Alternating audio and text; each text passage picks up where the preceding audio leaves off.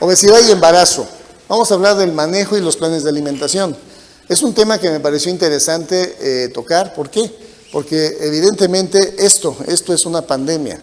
Ya no queremos escuchar la palabra, ¿verdad? Pero bueno, ¿es una pandemia la obesidad? Sí, sí es una pandemia. ¿Por qué? Porque desafortunadamente y de acuerdo a las condiciones de vida y de alimentación que tenemos, nuestra población está muy propensa a tener este tipo de problemática.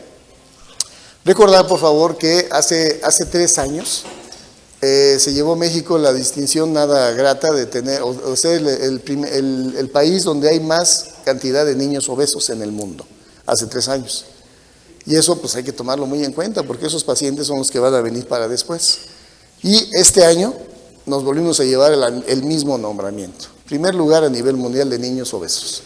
Entonces es algo malo, muy malo, por todo lo que conlleva el hecho de la obesidad, ¿de acuerdo? Y conforme a esto, a ver si estamos bien aquí.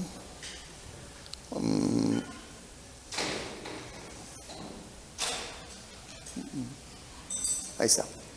Entonces, conforme a ello, hay que saber que la obesidad no solamente es la cuestión estética, por supuesto que no. Conlleva múltiples y muy diversos padecimientos. Como en todos los casos hay que empezar con una definición. ¿Qué es la obesidad? Es una enfermedad crónica y tomen en cuenta, es una enfermedad, ¿de acuerdo? Que se caracteriza por un almacenamiento de tejido adiposo en el organismo, en exceso por supuesto, acompañada de alteraciones metabólicas, eso es lo más importante. Ustedes han escuchado de manera vasta el famoso nombre del síndrome metabólico, ¿de acuerdo? Y el síndrome metabólico, ¿qué implica? Alteraciones hormonales, hipertensión, diabetes, ¿de acuerdo? Y desde ahí ya estamos hablando de las causas más comunes de morbilidad y de mortalidad en nuestro medio en pacientes sin embarazo. ¿Cuál es la principal causa de muerte que hoy manejamos? Problemas de cardiovasculares, isquemia sobre todo. Y en segundo lugar, ahí viene empujando la diabetes, ¿de acuerdo? Entonces nuestra zona o nuestra población que manejamos tiene una peculiaridad en ese sentido. Entonces, tomar en cuenta que esta es la definición como tal y que se puede estar asociando a diversas patologías, ¿verdad? Que tienen el aspecto de lo que estamos comentando, problemas endocrinos, problemas cardíacos, ¿sí? También problemas de tumores vasculares, respiratorios, gastrointestinales y geniturinarios, ¿de acuerdo? Entonces la obesidad tiene que ver con todo este tipo de trastornos. Entonces de entrada tomémoslo en cuenta, por favor, y estoy hablando en cuestión de población general, no estoy tocando todavía el embarazo, ¿sí? Y también afecta a nivel musculoesquelético. Entre los aspectos generales que debemos de conocer, ¿sí? Dentro de lo que conlleva el aspecto de obesidad y embarazo, está el peso corporal. El peso corporal va a depender de la energía ganada y de la energía gastada. ¿Por qué resalto este punto? Porque finalmente estamos acostumbrados, la mayor cantidad de pobladores, a tender hacia el sedentarismo. No tenemos esa cultura de hacer ejercicio o de cuidarnos en ese sentido. Ahora, tomar en cuenta que la energía ganada aumenta de 0.3 a 0.5 miligramos por día en el embarazo. Son cambios fisiológicos normales, ¿eh? Por otro lado, la energía gastada, ¿sí? Tomar en consideración que es alrededor del 75% del metabolismo. 10 a 15% depende de la actividad física y 10 a 15% de la termogénesis. También tomar en cuenta, y ahora sí ya estoy hablando de embarazo, que nuestras pacientes embarazadas difícilmente hacen ejercicio. Y cuando hablamos de ejercicio, ellas piensan que queremos ponerlas a correr o hacer ejercicios de alto impacto, y no es así. La paciente embarazada está obligada, dentro de su control prenatal, a tener ejercicio de bajo impacto. ¿Qué es esto? Todo lo que se haga a nivel del piso, en cuanto a ejercicios de rotación, levantar, estirar extremidades, o también lo que se les recomienda es la bicicleta estacionaria, la natación también les viene bien, o simple y sencillamente que caminen 2 periodos al día de 15 minutos. Caminando, ni trotando, no, caminando. Pero la paciente difícilmente tiene ese tipo de cultura y nosotros debemos de motivarlo para que lo haga. Ahora, la obesidad durante el embarazo, ¿sí? ¿Qué incidencia tiene?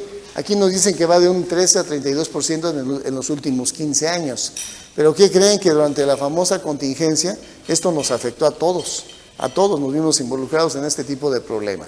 Desde el punto de vista epidemiológico, la obesidad es el problema de salud más común en mujeres en edad reproductiva. También tomémoslo en consideración. Seguimos con aspectos epidemiológicos. La obesidad le pega a todos, países en vías de desarrollo o países desarrollados. Se cataloga como un problema de salud pública, por supuesto, porque ahí se están derivando las grandes alteraciones a nivel cardiovascular y a nivel endocrino, ¿sí? Y también funciona como un factor de riesgo para numerosas complicaciones en el embarazo que vamos a ver a continuación. Y se toma su impacto de forma tan importante como la desnutrición y las infecciones, ¿de acuerdo? Entonces, todo eso hay que considerarlo. Ahora, ya habíamos dicho, es una pandemia, ¿por qué? Porque prevalece en muchos sentidos. Ahora, por este lado, tomar en cuenta que también depende de cada población. Hay poblaciones que se caracterizan por su raza y por sus costumbres alimenticias en no ser tendientes a ser obesos. Pero por lo pronto, y yo se los diré con toda razón de causa, ahí en la Ciudad de México, la obesidad es un grave problema y lo vemos a diario en todos los pacientes que revisamos o simple y sencillamente en los pacientes que nos encontramos al día donde solemos transitar. La prevalencia obviamente va en aumento y bueno, apegándonos a las estadísticas, alrededor del 50% se presenta en pacientes negras no hispanas, ¿sí? El 30.2% afecta a mujeres, hasta un 38.9% en pacientes hispanas y 31.3% en pacientes blancas, ¿de acuerdo? Entonces, finalmente son cifras que debemos de tomar en consideración y dense cuenta, a todos niveles impacta. Ahora, por otro lado, vamos a ver, siguiendo con aspectos epidemiológicos, y fijémonos en los factores que nos están aquí contemplando y las fechas que nos marcan. Aquí nos dicen que la prevalencia de peso mayor al normal en México en el año 2016 en mujeres de 20 a 49 años, y dense cuenta esa etapa reproductiva, fue o es del 72.7%, y de estas se distribuyen en 37.1% de obesidad y 35.6% de sobrepeso. Ahorita vamos a ver qué es una obesidad y qué es sobrepeso, también hay que distinguirlo, ¿de acuerdo? Por otro lado, vamos a ver, en 2021, bueno, antes, en adolescentes de 2 a 19 años, se reportó un 39.2% de pacientes obesas, 12.8% de obesidad y 26.4% de sobrepeso. Y esto es muy cierto, cada vez vemos más jovencitas con un aumento en su peso. Y en 2021, que es algo muy reciente, se reportó durante el embarazo obesidad en el 45% de las pacientes y sobrepeso en el 33.2%. La última cifra es de impactarnos, por favor, a todos, a los que tenemos contactos con pacientes embarazadas. Estamos hablando de un 78.2% de mujeres embarazadas con problemas de sobrepeso. ¿Qué les parece? Está terrible, ¿no? Está terrible. ¿Y por qué? Porque finalmente lo vamos a ver enseguida conforme vayamos avanzando, pero vamos a ver que la obesidad se va a relacionar de manera estrechísima con lo que es la diabetes gestacional y con lo que es la hipertensión. ¿De acuerdo? Entonces, desde ahí ya vamos viendo qué importancia y qué impacto puede tener este proceso. Ahora, es común, y bueno, también se da cierta relación de que las pacientes que son obesas ya tienen edad materna avanzada, que es un factor de riesgo que se suele asociar también con este proceso. Y, de acuerdo a lo que estamos aquí viendo, en mujeres de 20 a 49 años, el porcentaje de sobrepeso y de obesidad es el doble que de pacientes adolescentes, ¿sí? Y también se dice que la obesidad, hablando del embarazo, es más común en pacientes multigestas. ¿Qué es lo que ocurre en este caso? Y es una labor también donde nosotros debemos de intervenir. Cuando tratamos a la paciente, ¿es común que la paciente gane peso? Claro, tiene que ganar peso a lo largo del embarazo. Pero al final del embarazo, por favor, hay que procurar que esta paciente llegue o alcance su peso ideal, ¿sí? El embarazo no se termina cuando ya nació el bebé y adiós. ¿Qué es lo que suele ocurrir y de manera muy común? La paciente, cuando termina el embarazo, se queda con 4 o 6 kilitos de más, cuando bien le va, ¿sí? A veces hasta más. Y cuando termina el embarazo, nos despedimos de ella y ahí le esperamos para el que sigue. Pero ¿cuál es el problema? Que cuando viene a su siguiente embarazo ya tiene ese exceso consigo, no se deshizo de él. Y ya viene el segundo embarazo y ahí sí se van acumulando los kilos. Y dense cuenta que la sociedad así lo capta. Ah, ya está gordita, pues sí, es que tuvo bebé, normal. No, no es normal. Hay que incidir nosotros favoreciendo de que esta paciente pueda lograr su peso ideal. No es una labor que nos toque directamente, pero tenemos con quién enviarla para que cubra este tipo de acción. ¿de acuerdo? Y tomen en cuenta que, insisto, esto socialmente es muy aceptado, desafortunadamente, y cuando se viene el día de la mamá, ¿qué pasa? Ustedes van a comprar el regalito y donde venden ropa, tallas extras, porque es día de la mamá. No, espérense, o sea, no, la mamá no debe ser gordita, ¿sí? Por favor, eso es importante destacarlo. Ahora, también es importante diferenciar entre obesidad preconcepcional y peso ganado en el embarazo. Cuestión importante, hay muchas pacientes que se embarazan con sobrepeso y cuando están embarazadas quieren adelgazar. No, eso no se hace. El embarazo no es para dietas restrictivas. Hay que cuidar que debe de aumentar lo necesario nada más. ¿De acuerdo? Ahora, dentro del peso ganado en el embarazo, es la diferencia entre el peso materno en la última consulta y el peso previo al embarazo. También es importante diferenciar entre el peso materno al final del embarazo, menos el peso previo al embarazo y el peso fetal. Conforme a ello, tomar en cuenta que lo que corresponde a bebé, placenta, líquido amniótico, no son más allá de 4 a 6 kilos, por favor. Luego la paciente gana 15, 20 o más kilos, es que es por el bebé. No, espérate, no. El bebé tiene que ver nada más con este tipo de proceso, ¿de acuerdo? Y cuando nace un bebé, la paciente suele bajar de peso de manera abrupta, porque nació el bebé, no más allá de 4 a 6 kilos, insisto, por favor, tómenlo en cuenta. Y todo el demás exceso de peso ahí se queda, ¿de acuerdo? Una cuestión importante que debemos de destacar es que la lactancia adelgaza, por favor. La lactancia seno materno exclusivo conlleva un alto gasto calórico y este gasto calórico hace que la paciente tienda a bajar de peso. Entonces favorezcamos la lactancia también, tiene ese plus pues cuando se va dando el proceso. Ahora, si podemos o debemos asociar este tipo de entidad con lo que son factores que la generan, pues hay factores genéticos, es innegable. Cuando vemos un paciente gordito, generalmente la familia son gorditos. Y vean, dense cuenta que desde los niños hasta los adolescentes tienen esta tendencia, ¿de acuerdo? Y sí, tiene que ver el factor genético, pero también obviamente el patrón alimentario. También tiene que asociarse esto con la reducción de la actividad física. Ya dijimos que nuestras pacientes están mal acostumbradas a no hacer ejercicio, incluso hasta se los prohíben. No hagas eso porque estás embarazada, ¿no? Entonces no, debe de sujetarse a hacer ejercicio. También la falsa idea, estás comiendo, sí, come más porque tienes que comer por 2.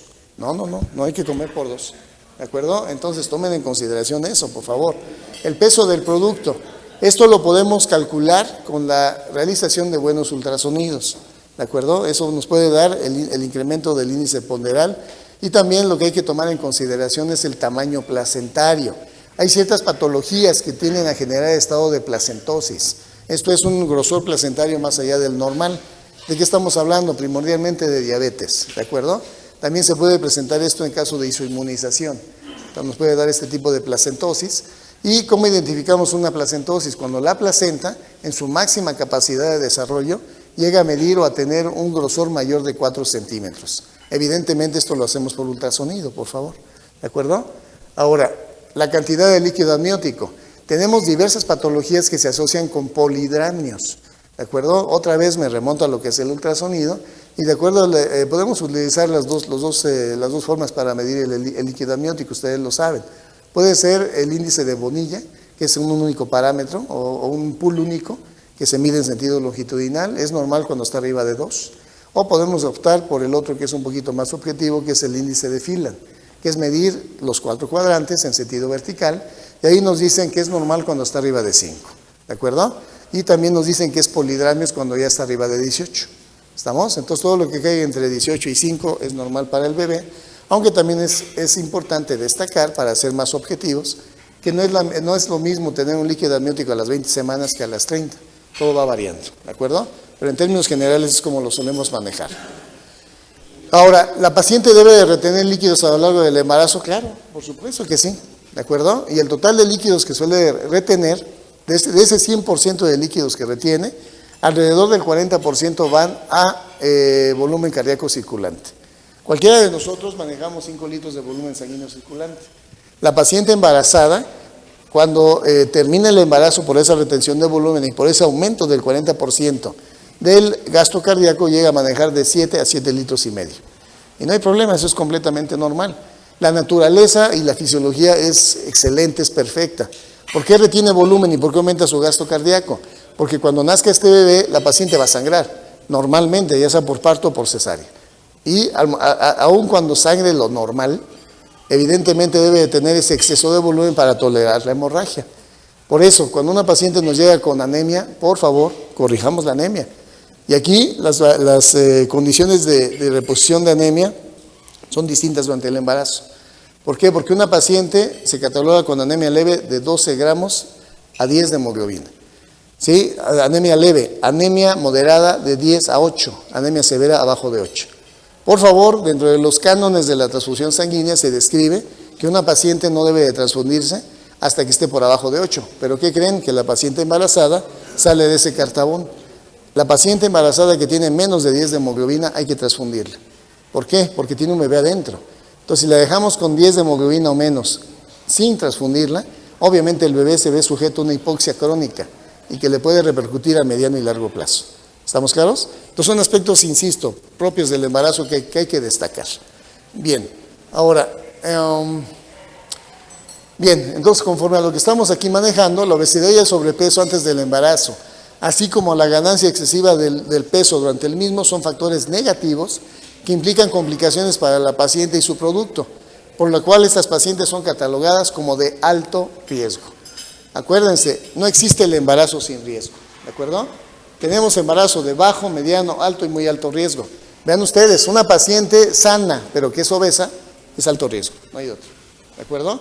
Si a eso le agregan que es hipertensa, que es diabética, o que tiene algún otro factor consigo, pues el problema se va acrecentando de forma muy considerable. Dentro de las complicaciones perinatales que podemos esperar, y ahí sí ya vamos enfocándonos en los efectos que puede dar el embarazo, vamos a ver que la obesidad se va a relacionar con enfermedades metabólicas crónicas. ¿Sí? Cuando la mujer es obesa y se embaraza, pone en riesgo su estado de salud por los cambios hormonales. Y vamos, para que esta idea nos quede más clara, la diabetes gestacional, no pregestacional, la gestacional es algo extremadamente común en nuestro medio. Aquella paciente que hace una diabetes gestacional, cuidado con ella, porque cuando nace el bebé hay que seguirla y cuando termine su puerperio hay que nuevamente analizarla para ver si no quedó con diabetes. Una paciente que hace diabetes gestacional tiene un 30% de chance de que terminado el embarazo quede con diabetes tipo 1 o tipo 2. 30% es un montón. Y también tomar en cuenta, aquella paciente diabética descompensada suele desarrollar bebés con fetopatía diabética. Ese bebito que nace fetópata diabético tiene 60% de chance, 60%, de hacer diabetes a lo largo de sus primeros 5 a 10 años de vida. Terrible, por favor. Entonces, es patético ver un bebé de 5, 6, 8 años que ya es diabético. Y debemos de atenderlo como tal, por favor. ¿De acuerdo? Entonces, cuidado con todo este tipo de problemas. Ahora, si seguimos hablando de etiología o de factores que la desarrollan, obviamente hay factores biológicos, socioculturales, que es parte de los más importantes, el medio donde nos desarrollamos. Y eso queda más que probado. Podemos tener, o ya nos quedó claro, que el factor herencia juega un papel importante. Pero yo he tenido pacientes que a pesar de que toda la familia es gordita, ella se cuida y no es gordita. ¿De acuerdo? Entonces no es estrictamente de que el factor herencia juegue ese papel tan importante. Factores psicológicos. Es muy cierto que muchos desembocan su problema psicológico comiendo. ¿De acuerdo? Entonces es una cuestión que puede ser que requiera apoyo psicológico también. Pero al final de cuentas, ¿en qué caemos? Que este tipo de situaciones son multifactoriales, ¿sí? Intervienen muchos factores para que esto se pueda dar. Ahora, de acuerdo a esto, es importante ya entrar en lo que es la clasificación. Fundamental, ¿de acuerdo? Entonces, ¿cómo vamos a regular esto? De acuerdo al índice de masa corporal, ¿de acuerdo? Y conforme a esto, en cuanto nos llegue la paciente, aunque no sea gordita, vamos a hacer el cálculo para saber dónde la vamos a estratificar. Y entonces, conforme a ello, y de acuerdo a lo que describe la Organización Mundial de la Salud, vamos a ver que aquella paciente que se cataloga como de bajo peso, cuando tiene un IMC de 18.5, ¿de acuerdo? Un peso normal entre 18.5 y 24.9. Un sobrepeso, y por eso les dije, vamos a ver qué es sobrepeso y qué es obesidad. El sobrepeso, 25 a 29.9, y la obesidad, 30 o más. ¿De acuerdo? Entonces, aquí nos queda claro cómo podemos clasificar a una paciente cuando nos llega de acuerdo a su peso. ¿Estamos claros? Bien. Ahora, Y bueno, ya pasando al apartado de pacientes obesas, ¿cómo se clasifica? Entonces tenemos obesidad grado 1 cuando está en 30 a 34.9, grado 2 cuando está entre 35 y 39.9 y obesidad grado 3 arriba de 40. ¿Qué es la obesidad grado 3? La obesidad mórbida, ¿verdad? Que ya la catalogamos como tal. Y obviamente conforme más obesidad hay, más problemas se suelen dar. Es otro proceso de lo mismo, nada más que ya de una forma un poquito más gráfica, ¿de acuerdo? Entonces, bien importante hacer esto cuando tenemos una paciente enfrente. Bien, ahora, este tipo de problemas de los que hemos hablado a lo largo de la plática afectan a mamá y a bebé, y obviamente van a ser más importantes conforme la obesidad sea mayor. ¿Sí? Dentro de las complicaciones hormonales, les ha pasado seguramente, aquellas pacientes que llegan con ustedes y que dicen, ¿sabe qué, doctor? Llevo 6 meses sin menstruar u 8, y la verdad ahorita no, me siento medio rara, no sé si estoy embarazada. ¿De acuerdo? Y puede pasar, puede pasar. Tomemos en cuenta que los cambios hormonales que se dan durante el embarazo generan ciclos anovulatorios, ¿de acuerdo? Y esos ciclos anovulatorios pueden ser de presencia variable o periódica. Entonces puede ser que la paciente pase 6, 8 meses sin embarazarse y en algún momento que sí se generó la ovulación, se embarace, ¿de acuerdo? Entonces es un proceso importante que una paciente que tiene amenorrea la podamos atender y revisar en este tipo de casos. Ahora, una situación tremendamente preocupante. Vean ustedes, la paciente obesa tiene mayor riesgo de anomalías congénitas, como puede ser, por orden de incidencia, sistema nervioso central, mayor incidencia de defectos de cierre de tubo neural, ¿de acuerdo? Espina bífida. También suelen presentarse problemas a nivel de aparato urinario. Puede haber doble sistema colector, agenesia renal, hipoplasia. ¿Sí? También a nivel de cara puede presentarse la queilosquisis, que no es otra cosa más que el labio y paladar hendido. A nivel de la pared ventral puede presentarse la gastrosquisis, ¿de acuerdo? A nivel de corazón también puede haber defectos en lo que viene siendo la conexión de las diversas arterias cardíacas. Y también a nivel gastrointestinal puede acontecer lo que conocemos como onfalocele. ¿Ok? Entonces dense cuenta que la obesidad no solamente afecta a mamá, también afecta a bebé. Aumenta la incidencia importantemente de aborto espontáneo, de aborto recurrente, ¿sí? Así como también es importante resaltar que cuando nos llega una paciente para estudio ultrasonográfico, el hecho de hacer ultrasonido es una verdadera batalla, ¿de acuerdo? ¿Por qué? Porque evidentemente, como bien saben, el ultrasonido, aunque sea de muy alta definición y trae muchos implementos para poder abordar ese tipo de tejido, pues es muy difícil pasar todo el grosor de tejido adiposo que está ahí presente. Y cuando hacemos un ultrasonido, pues a veces pues echamos mano de ciertas estrategias. Las pacientes obesas hacen unos delantales enormes. Y me estoy refiriendo al tejido adiposo excesivo. ¿Qué es lo que hacemos cuando la paciente está acostadita? Le decimos que nos ayude. Y con todo el respeto, ¿no? Le decimos que necesitamos que nos apoye, jalando o tomando o así que la llantita, y jalándola hacia arriba, para que nos permita accesar a la zona donde queremos ver a su bebé. Entonces, dése cuenta, todo eso suele ser una situación compleja. ¿De acuerdo? Y bueno, las diversas malformaciones que suelen presentarse, bueno, ya las estamos nombrando, ¿no? ¿De acuerdo? Entonces eso también hay que tomarlo en consideración. Y vean ustedes aquí lo que nos dicen las tablas, ¿sí? Los defectos congénitos relacionados por el índice de masa corporal materno. Y ahí tenemos bien reflejado, ¿sí? De acuerdo a lo que estamos aquí estableciendo, vean, es el índice de masa corporal y evidentemente conforme mayor es el índice, la posibilidad de defectos también es mayor. ¿De acuerdo? Ahora, otra cuestión secundaria, por favor, a lo que viene siendo la obesidad, ya lo habíamos comentado, la placentosis.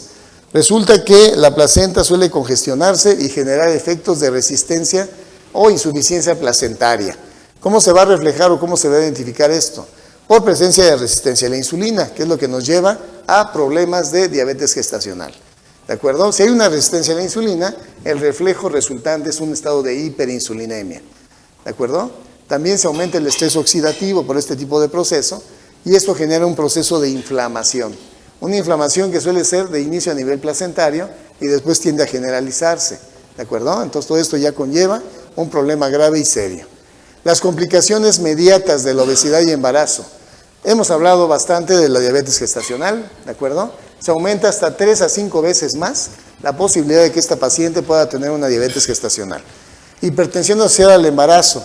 Estamos hablando principalmente de preeclampsia, ¿De acuerdo? También se aumenta de 3 a 5 veces más la posibilidad. Estados de dislipidemias, desprendimiento prematuro de placenta normoinserta, ¿sí? Síndrome metabólico, alteraciones cardíacas, se favorece la presencia de vasoconstricción, de isquemia, ¿de acuerdo? Y puede haber problemas de cor pulmonar, enfermedad coronaria, hipertensión, insuficiencia cardíaca, vamos, todo este tipo de alteraciones. Estas pacientes también cursan con problemas de apnea del sueño, con la consecuente hipoxia, el hígado graso no alcohólico, ¿sí? Y tromboflebitis venosa. A pesar de que la dejo al final, no es nada raro que suele aparecer, ¿de acuerdo? Entonces, las pacientes con este tipo de problemas hacen estados de insuficiencia venosa y no solamente es el dolor que les pueda generar. De ahí se puede desprender de forma lamentable y grave una tromboembolia pulmonar, ¿sale? Que pone en riesgo la vida de esta paciente. Por supuesto que sí. Ahora, seguimos hablando de este proceso y bueno, abundaremos un poquito más en la diabetes gestacional. Es un predictor de alto riesgo, ¿sí? La obesidad para que la paciente pueda desarrollar diabetes gestacional. El hablar de diabetes gestacional sería tema o motivo de otro tema aquí que deberíamos de tocar de manera detallada, pero todos ustedes conocen lo que viene siendo el efecto diabetógeno del embarazo. El efecto diabetógeno del embarazo ocurre en toda paciente que se embaraza, sea diabética o no. ¿Y qué es lo que conlleva? La gran cantidad de hormonas que se producen a lo largo del embarazo, y hablando específicamente de lo que son estrógenos, progesterona, lactógeno placentario y prolactina, tienen un efecto antiinsulínico muy marcado. ¿De acuerdo? Entonces, en una paciente que es sana y no tiene ningún problema, puede compensar este tipo de efecto. Pero en aquella paciente que ya está con cierta predisposición para desarrollar el cuadro, evidentemente es aquella que debuta con diabetes gestacional. El síndrome metabólico, ya lo hemos nombrado también, se relaciona con todo esto, vean por favor, ya lo habíamos comentado. Y el efecto de tener dislipidemia e hipercolesterolemia, obviamente también va a afectar a mediano y largo plazo. ¿De acuerdo? Y que creen que esto también se relaciona, por otro lado, con la diabetes y la preeclampsia. ¿Estamos? Bien, complicaciones tardías, ¿cuáles pueden ser estas? Obviamente distocias de trabajo de parto. Cuando hayan tenido un parto, yo espero que nunca se hayan encontrado ni nunca se encuentren con una distocia de hombros, es algo terrible. El hecho de que sale la cabeza del bebé y se queda atorado ahí el chamaco. Es algo angustiante, pues, porque obviamente no se puede extraer al bebé y las maniobras aceptadas para poder vencer esto, ustedes las conocen. Fractura de clavícula de bebé o incluso hacerla sin fisiotomía en mamá. Es algo terrible, pues, o sea, no. A mí ya me han tocado, afortunadamente no muchas, yo creo que 2 o 3, pero es algo muy traumático, tanto para la mamá como para uno. ¿De acuerdo? Aparte de ello, los desgarros vaginales que se generan, también cuando se llevan a cabo partos, son terribles. ¿Sí? Parece que les estalló a las pobres mamás una granada allá abajo. ¿Sí? El trabajo de parto prolongado también se suele asociar. Mayor incidencia de cesárea por todo esto, por supuesto. ¿Sí? Y las tromboembolias también derivadas de un proceso quirúrgico que tiene que ver con todo este contexto. ¿Sale? Entonces aquí ya nos vamos asociando con el siguiente tema, que es el de cesárea, ¿verdad? Bien, ahora, la obesidad, hablando específicamente de cesárea, es un factor de riesgo y vean ustedes cómo se correlaciona el índice de masa corporal con la incidencia de cesárea, ¿sí? Conforme el índice es mayor, la cesárea también, ¿de acuerdo? Y entonces también el llevar a cabo una cesárea en una paciente con obesidad es algo complicado, muy complicado. Y dentro de la técnica que se recomienda, pues hay situaciones que se nos salen de lo habitual. Aquí es a lo que voy. Está aceptado hoy en día que si tenemos una paciente muy obesa y al momento de operarla, el delantal obviamente está cubriendo todo lo que es la zona del hipogastrio, el abordaje de incisión para sacar ese bebé es aceptado que sea supraumbilical. ¿Cómo ven? Se sale de lo adecuado, ¿no? Habitualmente entramos vertical infraumbilical. Esa es la zona habitual. Pero si entráramos en una paciente así, ¿qué creen que vamos a caer en el delantal? Y es un túnel el que se abre ahí.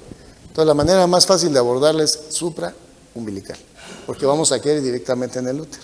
Obviamente la paciente cuando despierta dice que, ¿qué me pasó? ¿No? Hay que explicarle antes de que se lleve a cabo el procedimiento. ¿De acuerdo? Ahora, por otro lado, La vía de nacimiento más frecuente en pacientes obesas, ¿qué creen? Pues es la cesárea, 63.9%. ¿Qué quiere decir? Que de cada 10 pacientes gorditas, 7 terminan en cesárea. ¿De acuerdo? Entonces eso considerarlo. Ahora, también es más común que se genere una cesárea de urgencia. ¿Y cuáles son las causas que ameritan esa urgencia? Ya lo dijimos, el desprendimiento de placenta, infecciones urinarias, parto pretérmino, ruptura de membranas, placenta previa y enfermedades crónicas. Es lo que justifica que haya tanta incidencia de cesárea. Y bueno, aquí nada más les pongo un ejemplo de lo que viene siendo las características de la incisión vertical o de la incisión horizontal para el abordaje para una cesárea.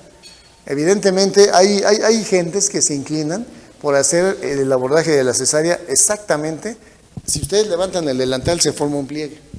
Entonces entran por a nivel de ese pliegue para sacar al bebé. Es un espacio más corto de piel a útero, sí, pero evidentemente está lleno de extremadas complicaciones. ¿Por qué? Porque cuando la cicatriz queda ahí, el delantal la va a cubrir. ¿Qué pasa? Generalmente se infectan. Y cuando llega a dehiscentarse, es un problema gravísimo para la señora. Entonces yo prefiero entrarles por vía, o sea, por incisión vertical, y obviamente si se puede y se debe hacer su supraumbilical, mejor. Vean aquí la proporción de cesáreas y de hipertensión arterial según el índice de masa corporal. Obviamente esto nos deja en claro que, de acuerdo a lo que estamos aquí viendo, el índice de cesáreas es más común en pacientes hipertensas. ¿De acuerdo? Complicaciones quirúrgicas. Perdón a los que nos están apoyando para que el evento, ¿no podrán poner el clima? Señor, ¿sí? Por favor, porque ya está medio asfixiante, ¿no? Entonces, complicaciones quirúrgicas. Obviamente puede haber complicaciones anestésicas. ¿Les ha tocado ver cuando los anestesiólogos tienen que bloquear a una paciente? Que hasta la sientan en la mesa para abrir los espacios intervertebrales.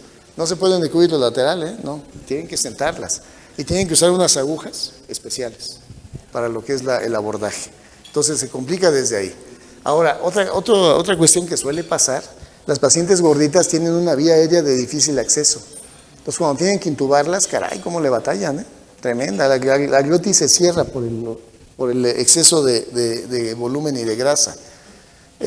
También va a haber un difícil acceso para el monitoreo de la tensión arterial.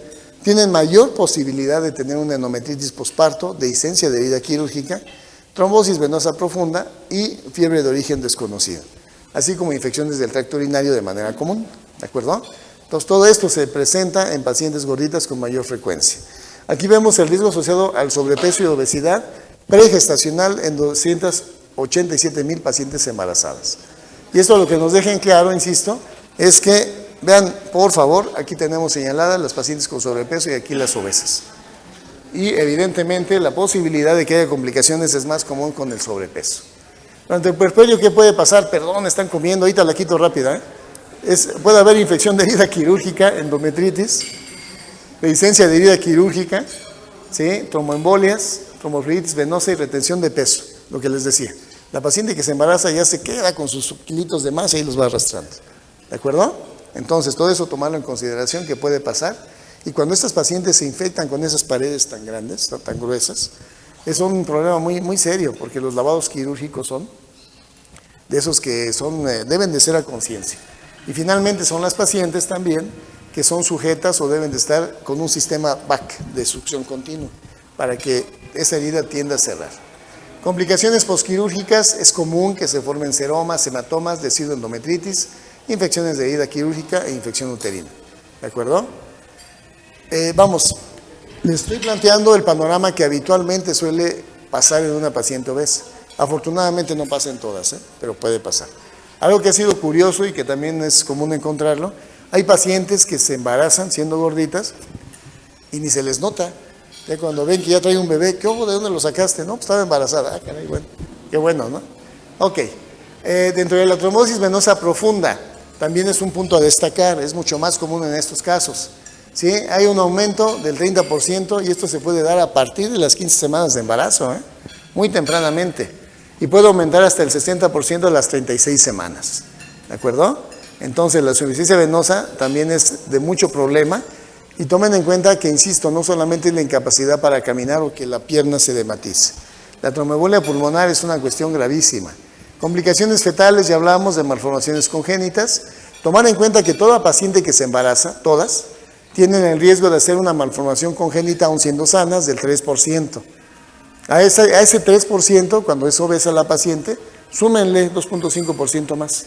Entonces, en la paciente obesa, este riesgo casi se duplica. También hay mayor riesgo de prematurez, de macrosomía, sufrimiento fetal agudo, presencia de óbito, la mortalidad perinatal se dispara y también es común que el hijo de mamá gordita sea gordito. Y también volvemos al aspecto sociocultural.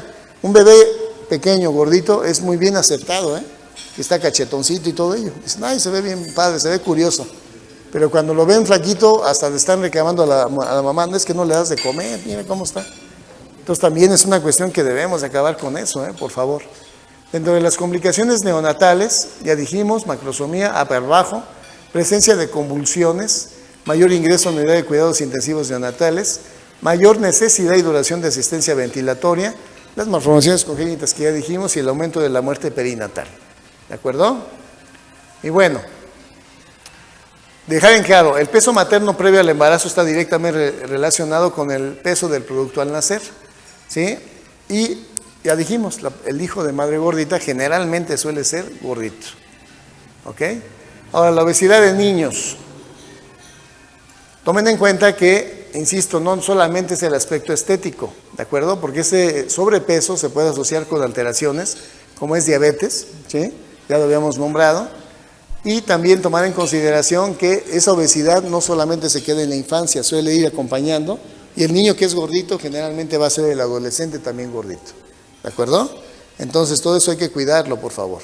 Riesgo de óbito, ¿sí? La obesidad se relaciona hasta 2 a 4 veces con la posibilidad de que haya un óbito fetal, ¿de acuerdo? Por todo lo que ya dijimos de la insuficiencia placentaria, si se acuerdan. Por favor.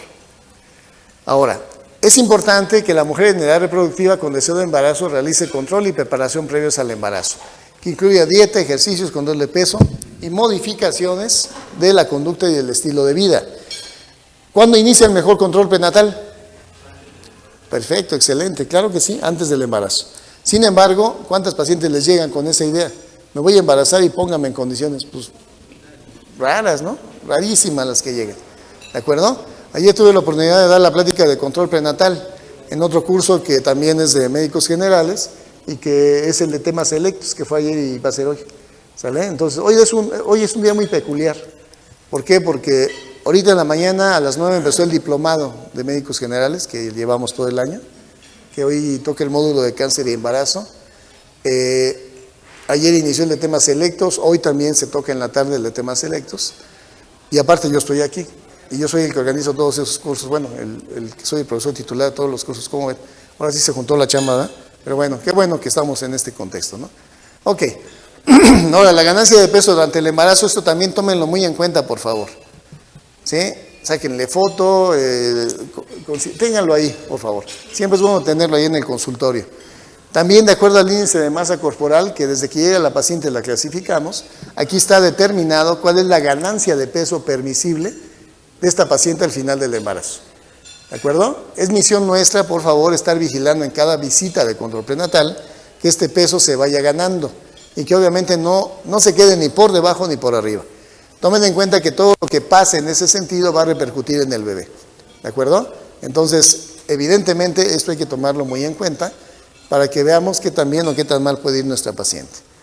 ¿De acuerdo? Por favor. ¿Ya lo tienen? Vámonos pues. Bien, y aquí está otra tablita que también es el incremento de peso recomendado según estado nutricional materno. Es parte de lo mismo, pues, para que lo tomen en consideración, pero aquí se los contemplan en gramos por semana. También ténganlo presente. Es bueno tener los parámetros de normalidad para que nos apeguemos a ello. Ahora, también es muy cierto que cada que tienen una consulta, comúnmente la paciente les pregunta, ¿cómo voy de peso, doc? ¿Qué? ¿Me faltó? ¿Estoy bien? ¿Qué pasó? Por eso hay que tenerlo muy a la mano. ¿De acuerdo? Bueno, y nos queda claro que el incremento de peso debe de ser apegado al índice de masa corporal, ¿sí? Y tomar en consideración que la mayor parte del aumento de peso es a expensas del feto y sus anexos manifestándose a partir del segundo trimestre. ¿De acuerdo? Tomen en cuenta que el primer trimestre es el periodo de adaptación. La paciente está con náuseas, está con vómitos, ahorita se está adaptando al embarazo. y habitualmente o se mantienen el peso que tenían antes del embarazo o incluso hasta bajan de peso. Es normal, no hay problema. Pero a partir del segundo trimestre, hablemos de 16, 18 semanas, obviamente las náuseas ya se controlaron y ahí la paciente da un brinco grande de no poder comer a poder comer. Y ahí es donde a veces se disparan hasta con 4 o 5 kilos en un mes. Cuidado, entonces hay que tener bien contemplado eso. Ahora, en el tercer trimestre, ¿qué ocurre? ¿Sí? El bebé sigue creciendo y sigue ganando peso. De acuerdo a ello, hay que dar incluso hasta un aporte extra de 300 calorías cuando la paciente está con una ganancia de peso adecuado. Esto debemos de apoyarlo debido a que evidentemente los requerimientos fetales van incrementando y hay que cubrírselos, por favor, para que cuando nazca el bebé esté en condiciones favorables de homeostasis y esto ayude a que no tenga dificultades para adaptarse hacia el medio externo. Bien, y tomar en consideración que del segundo trimestre al último, el incremento del peso fetal se cubre en un 70%. ¿De acuerdo? Entonces, cuando la paciente debe tener una alimentación favorable. ¿Cómo vamos a mejorar o cómo vamos a manejar a las pacientes obesas? ¿Sí? Obviamente, con la consejería de vida hay que invitarlas a hacer ejercicio y obviamente hay que hacerlas partícipes del embarazo y hacerles saber que la obesidad le puede traer complicaciones. ¿Para qué? Para que sea consciente de todo lo que estamos manejando. ¿Qué le vamos a recomendar? Dieta y ejercicio, caminata, incluso natación, ya lo habíamos comentado, ¿verdad? Y bueno, la pérdida de peso, ¿sí? En el manejo preconcepcional, no estoy hablando del embarazo. La paciente embarazada no baja de peso. Manejo preconcepcional, una dieta adecuada debe de cubrir una disminución de 5 a 10% del peso total en un periodo de 6 meses, ¿de acuerdo? Y esto va a condicionar que la paciente tenga un estado de salud estable y no se nos descompense, por favor. Ahora, para bajar de peso, de que se baja. Pero la idea es no alterar el funcionamiento metabólico de nuestra paciente, ¿de acuerdo? Entonces, por eso hay que cuidarlo. Y aquí tienen algunas sugerencias de lo que se propone, ¿sí? Para que esta pérdida de peso preconcepcional, insisto, preconcepcional, se pueda lograr, ¿de acuerdo? Y bueno, lo que habitualmente nos sugieren, ¿verdad? La ingesta calórica con grasas de 20 a 35% y 65 a 45% de carbohidratos. Evidentemente este tipo de acciones, como ya lo ven reflejado, no nos toca tan directamente a nosotros. Por eso están los nutriólogos y debemos de tener siempre a la mano un nutriólogo que sepan ustedes que es eficaz y que sea de confianza. ¿De acuerdo?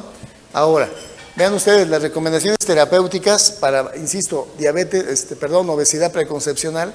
Aquí estamos viendo, de acuerdo al índice de masa corporal, aquí estamos viendo el índice de masa corporal, por favor, y los grados de obesidad y cómo se sugiere atenderlos. Cuando tenemos un índice de 25 a 29, obviamente con dieta y ejercicio. Cuando ya pasamos o rebasamos lo que son los 29, ya entra la medicación. Y cuando ya estamos con una obesidad grado 2 o grado 3, ya entra lo que es la cirugía bariátrica, ¿de acuerdo? Entonces hay que saber elegir a la paciente que debemos de atender. Dentro del manejo preconcepcional, vean ustedes, evidentemente estamos hablando de medicamentos que son anoréxicos, ¿de acuerdo? Anorexigénicos, pues. Y obviamente, ¿qué función llevan estos medicamentos? Pues evitar o estimular el efecto de la saciedad, para que el paciente, pues obviamente no consuma tantos alimentos. Y vuelvo a hacer mención, esto es preconcepcional, por favor. ¿De acuerdo? Y también hablando de este aspecto, la cirugía bariátrica hay de dos tipos. Procedimiento malabsortivo, que es un bypass gástrico, o el procedimiento restrictivo, que es la famosa banda gástrica. ¿De acuerdo? Y que hoy en día es más común. Es un procedimiento carísimo. Y obviamente aquel paciente que se sujeta a ello tiene buenos resultados, pero debe de cambiar su vida drásticamente, porque no es de que ahorita me opero y al rato sigo igual. Para nada. Y sí hay un muy buen resultado. Ok, ahora vuelvo al embarazo y básicamente cuando ya suspendimos el embarazo en una paciente obesa, obviamente hay que recomendarle usar método anticonceptivo, ¿de acuerdo? ¿Para qué? Para que se sujete a una pérdida de peso adecuada después del embarazo. Retrasar un nuevo embarazo hasta 12 a 18 meses, por favor, y si se puede más mejor, idealmente 2 años. Monitorear continuamente, ¿sí? O verse atendida continuamente por el obstetra y el cirujano gástrico, y suplementar con ácido fólico y calcio B12, ¿de acuerdo? Complejo B12, esto es en pacientes que, insisto, a la obesidad se sujetaron a una cirugía bariátrica. Ahora, durante el embarazo, ¿qué se sugiere? hay un manejo que se plantea desde el punto de vista temprano, tardío y periparto, ¿de acuerdo? Todo esto, evidentemente, ya hablando de la paciente obesa. ¿Sí? El objetivo de la dieta durante el embarazo consiste en lograr que la paciente tenga un buen estado nutricional, dando como resultado un incremento de peso aceptable. ¿A qué es a lo que me refiero? La paciente estando embarazada, y se los he dicho por 4 o 5 veces y se los reitero, durante el embarazo no es el momento para bajar de peso, ¿de acuerdo? Únicamente hay que vigilar que tienda a aumentar lo que debe. Si la paciente se dedica a bajar de peso, eso va a repercutir en el bebé. Y podemos tener bebés con desnutrición inútero, ¿de acuerdo? Dentro del manejo temprano que se sugiere, aquí lo tienen ustedes. ¿Qué es lo que le vamos a sugerir a la paciente? Consejería preconcepcional, ¿de acuerdo? Información sobre riesgos maternos y fetales, qué es lo que la paciente debe de saber en relación con su obesidad. Calcular el índice de masa corporal, medir tensión arterial, hacer el tamizaje para descartar diabetes gestacional en esa primera visita, evaluar función hepática y cardíaca, suplementar vitaminas y minerales y detectar malformaciones congénitas. De acuerdo a todo lo que le estoy diciendo es el consenso. ¿Qué vamos a hacer cuando nos llegue la paciente en un primer contacto? ¿Sí? Dentro del manejo temprano también implica hacer pruebas de función renal, proteinuria en orina de 24 horas, un electrocardiograma y ecocardiograma y evaluar lípidos en plasma. ¿De acuerdo?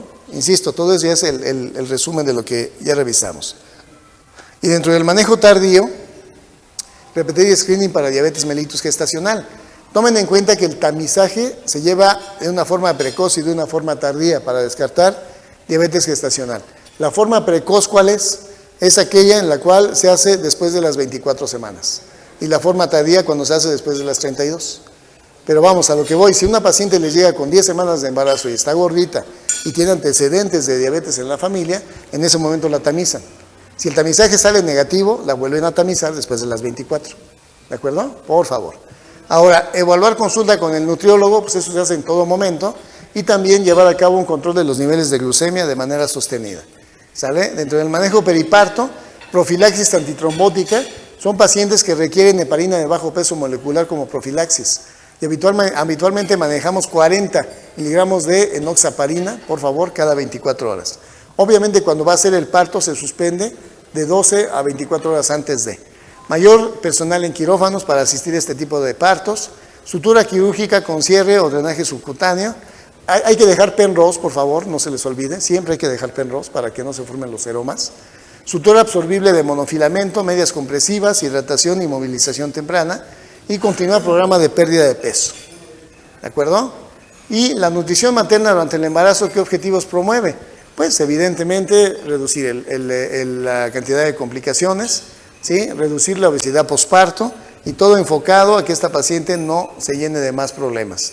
¿Cuáles son los alimentos básicos durante el embarazo? Pues bueno, está por demás decirlo, ustedes los conocen. ¿Sí? A veces lo complicado es que la paciente los pueda obtener, ¿verdad? Pero bueno, de que son estos, más que sabido, ¿no? Y bueno, aquí no me pretendo detener tanto, nada más les invito a tomarle una fotito, por favor.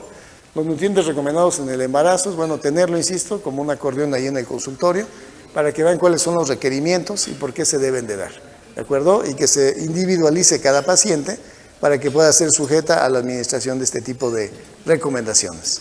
Y aquí lo tienen, las recomendaciones dietéticas, otro cuadro más por trimestre. También es bueno que lo tengan, insisto, como un buen acordeón ahí en el consultorio, ¿de acuerdo? Bien, ¿qué pasa con la dieta restrictiva? Ya dijimos, totalmente contraindicada, estando la paciente embarazada. ¿Por qué? Porque va a tomar en cuenta que la paciente embarazada tiene un incremento hasta del 35% de su metabolismo. Entonces, si le bajamos las calorías, ¿qué creen? Pues va a ser problemas de cetosis, ¿no? Y obviamente se nos va a complicar. ¿De acuerdo? La paciente no debe de pasar por periodos de ayuno prolongados. Un ayuno prolongado por una paciente embarazada es aquel mayor de 4 horas. ¿De acuerdo? Entonces, por eso es bueno darle sus colaciones. Y obviamente, entre más procesos de cetosis desarrolle, esto puede aterrizar con daño neurológico a nivel fetal. Entonces, es lo que hay que tratar de evitar. ¿Sí? Ahora, nos queda claro con todo esto que hemos revisado, ¿verdad?, que el manejo de la obesidad ante el embarazo es todo un desafío. Manejando la dieta de acuerdo a la edad gestacional, monitoreo estrecho de su calidad, evitando la cetosis y la ganancia excesiva de peso. Y siempre se debe de contar, como ya les dije, con un buen nutriólogo al lado que nos ayuda a sobrellevar esto de manera adecuada. ¿De acuerdo? Dentro de la guía nutricional, ya para terminar con este tema, punto 1, no se debe de perder peso durante el embarazo. Ya, concluyendo. Yo creo que nos queda clara la idea. En pacientes con obesidad leve se recomienda el incremento de peso usual, así como dieta normal. En caso de obesidad grado 3, se recomienda un incremento de peso de 5 a 7 kilos y medio. Es indispensable la asesoría nutricional para establecer la cobertura adecuada de todos los requerimientos. Repito, no es algo que manejemos nosotros de forma directa y contar con un buen nutriólogo. ¿De acuerdo? 5. Detectar de forma oportuna la aparición de trastornos del metabolismo de los carbohidratos, como es la diabetes gestacional. ¿De acuerdo? Y obviamente el tamizaje del que ya hablamos extensamente. Atender y motivar a la paciente para lograr su peso ideal posterior al embarazo y la lactancia. Por favor, comprometámonos con ella. No por el hecho de que ya nació su bebé, pues ahí nos vemos en 2 años, ¿no? Para tu embarazo. Por favor. Y finalmente, tomar en cuenta que la obesidad representa un peligro para la salud de las madres, para el resto de su vida, aun cuando no tengan planeado nuevos bebés. ¿De acuerdo? Pero la obesidad, insisto, no es nada benéfica. Ahora, algo que les digo mucho a los alumnos o a los compañeros con los cuales tengo la oportunidad de compartir esta plática, y les digo, caray, nosotros también como médicos debemos de ser un ejemplo. Me ha tocado ver compañeros, colegas que están dando unas regañadas a las pacientes porque no bajan de peso, y ellos están hechos unas bolitas, ¿no? Entonces como que no checa una cosa con otra. Y también les digo de forma respetuosa y chusca, ¿no? De que pues el estar gordito no es nada recomendable porque sirven hasta como puntos de referencia, ¿no? ¿En qué sentido? Si alguien le pregunta a alguna persona en la calle, oye, ¿dónde está la calle tal, la ando buscando. Te quedas viendo, mira, ahí por donde va el gordito, ahí a la vuelta. Entonces no sirvan de puntos de referencia, por favor. Bien, obesidad y embarazo, prevención. Primer consulta prenatal, establecer la ganancia de peso ideal, la dieta y el ejercicio que debe seguirse. El embarazo es el tiempo ideal para adoptar o mantener un estilo de vida saludable. El ejercicio de bajo impacto, ya se los dije cuál es el que hay que pregonar. Y obviamente no solamente es la paciente. Tomen en cuenta que la paciente tiene una familia, tiene un entorno que la rodea y la familia debe de comprometerse. No se vale que la paciente tenga en mesa, o sea, cuando ya vayan a comer, tenga un platón de verduras al vapor y que al lado el cuate esté echando unas enchiladas suizas, ¿no? Como que no checa. Entonces hay que comprometer a la familia. Es complicado, pero hay que intentarlo. Complicaciones a largo plazo. Pues bueno, ¿qué les puedo decir? Vean ustedes, todo esto que estamos aquí contemplando es lo que puede llegar a desarrollar una paciente a mediano o largo plazo. ¿De acuerdo? Entonces no dejémoslo a un lado. Hay que atender a estas pacientes y favorecer que no caigan en los brazos de la obesidad. Conclusiones finales, reconocer la importancia de la obesidad como un problema de salud pública que puede ser modificable. ¿Sí? Prevenir su aparición y sus implicaciones, estimular a las mujeres en edad fértil a mejorar su estado de salud, sobre todo en etapa preconcepcional, por favor, detectar tempranamente sus complicaciones y prever un ambiente apropiado para la atención. ¿De acuerdo? Ahora sí que es el mundo ideal, yo lo sé, pero hay que tratar de buscarlo. ¿De acuerdo? Bien. Obviamente, si nos esmeramos en cubrir estos objetivos, pues vamos a impactar en la morbilidad y la mortalidad, ¿no? En alguna medida vamos a ayudar. ¿De acuerdo? Ok. Bueno, esto es lo que les quería compartir de obesidad y embarazo. Gracias. Gracias.